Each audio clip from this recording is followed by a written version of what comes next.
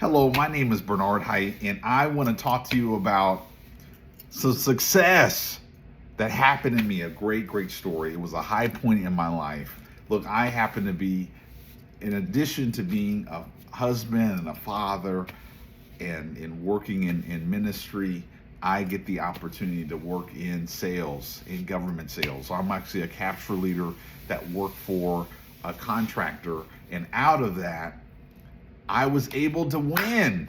Now, the question is, how did it happen? Right? Because all of us want to be able to win in life. And this was actually after a long season of successes sometimes and failures a lot of the time. But I just say that I was able to win. It was an awesome feeling. We were able to have a win party and have great food and be able to get some accolades and, more importantly, be able to support a mission that I love. But let's rewind for a moment. How did it happen? How did I get to the win? And that's the part that I want to share with you. So, give you a little bit of background. My name is Bernard Height. Some people call me BW. But again, I've been working in government sales. I'm a capture leader. So a capture leader bids on government contracts, large government contracts. These are contracts that support mission solutions that are multi-million dollar. And many a times they are birthed in environments that are full of pressure, of trial, of high stakes, of tough decisions, of hiring and firing, of deciding teammates, of working long hours, sometimes working through the night, working on deadlines, working on timelines that are not your own, having crucial conversations, sometimes having to call someone's pretty ugly in an empathetic and diplomatic way. Right? All these things are all embedded in the journey of trying to make it to the win. A key part of what I want to talk to you about today is the importance of leadership. Everybody say leadership.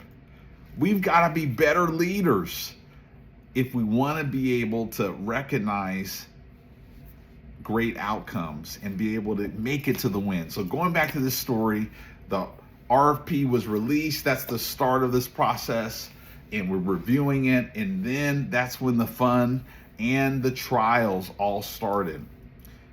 So we're reviewing documents. I've got to work with teammates that have different perspectives, that people who are technically or financial or work on from a management standpoint, work with executives. So everybody's got their own different perspective. And sometimes when people have different perspectives, they have different recommendations, they have different ways, they have competing priorities, or they might see the same thing differently. So what do you do when you're having all these voices come at you, but you're paid to be able to help lead the team in a united way toward the one common goal? How do you do that? And my answer is leadership. And we want to be the best leaders that we can be. And so it's important for us to embrace that first, that we're called a leader. You are a leader. If you're listening to this, you are a leader. Make no mistake. I'm not talking about the person behind you, the person to the left or to the right, but I'm talking to the person who's listening to this video right now. I'm talking to you. You are a leader, and I don't want you to shrug away from it, shake from it, but embrace it, that you are called to be a leader. And I know I love this bestseller book here, the Bible, that is full of truths, spiritual truths for us on how to be a better leader, giving us the ultimate model of God's way for us to be able to walk through life. And so not only is it important that you embrace this topic called leadership, but it's important you know how to spell leadership. And I spell leadership differently, but I spell leadership in this way: SERVANT.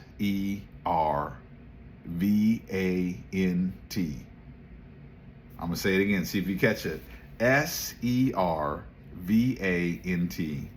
servant.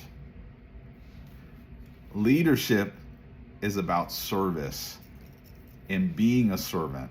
You've got to actually serve the people that you're leading. And a lot of times, many times we don't get that. Many times we fail at that. I'm sure many of you can think about your prior jobs or prior bosses, and you can understand with that, even that short definition or connotation about leadership, that might have been a reason why they might have failed you as a leader or a boss, because they didn't embrace the spelling of leadership, Servant. We've got to be servants. God has called us to be servant leaders and servants and serve one another. That's the key linchpin. So one of the key elements that I really attribute being able to experience success on that one story that I'm sharing was that I was able to implement some key tenets that God has laid out in his word about leadership. And many other greats like John Maxwell and many other writers in leadership all will attest, and my experience also will proves that this some of the tenets that God has, all of the tenets that God has, works when we go and actually practically apply it and how we walk it out and be that great servant leader to others. A few tips that I reflect on that were really important on leading was first embracing that everybody on the team mattered, and to have an appreciation and a thankfulness for the gift of the teammates that were around me and working through that endeavor of that deal.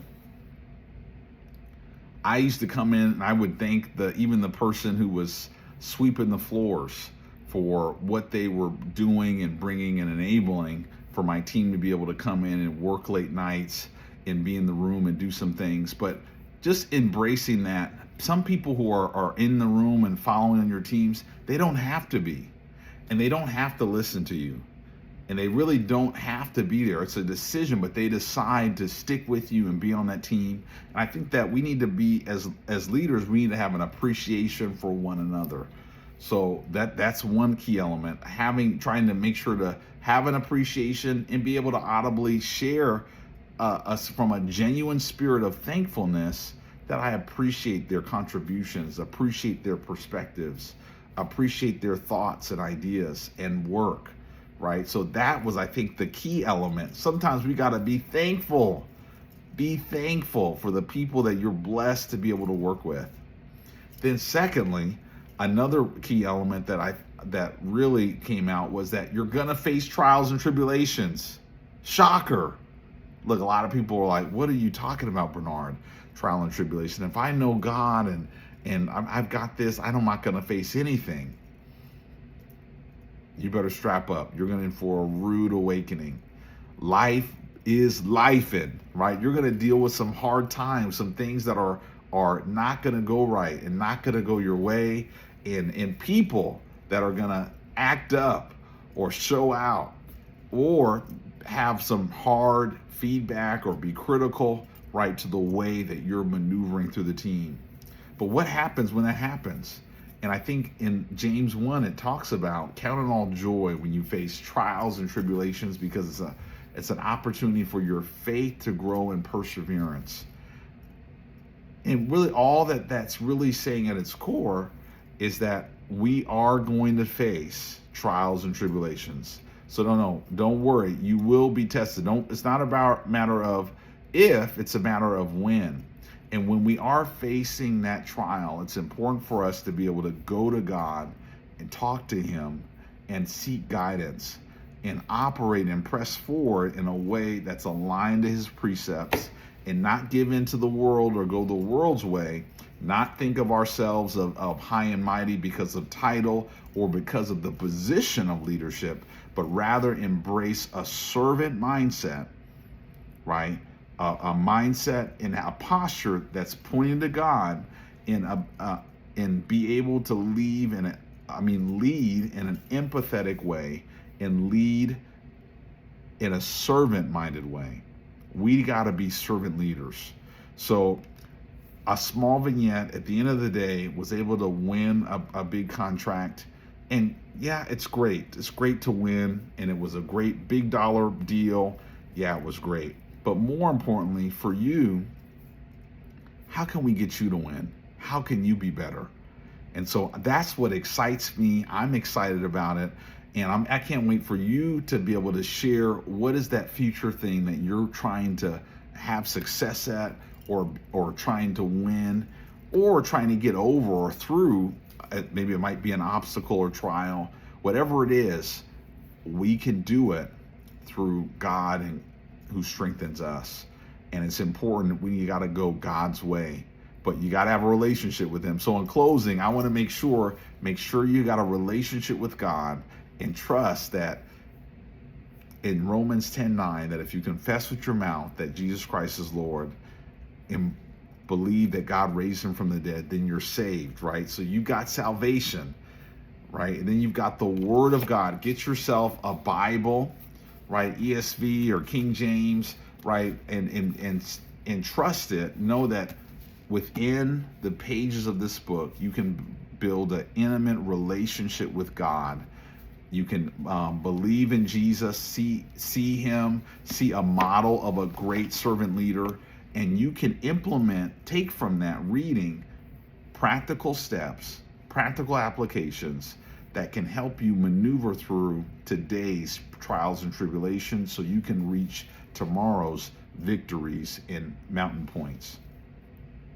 Be blessed, and thanks for taking time to listen.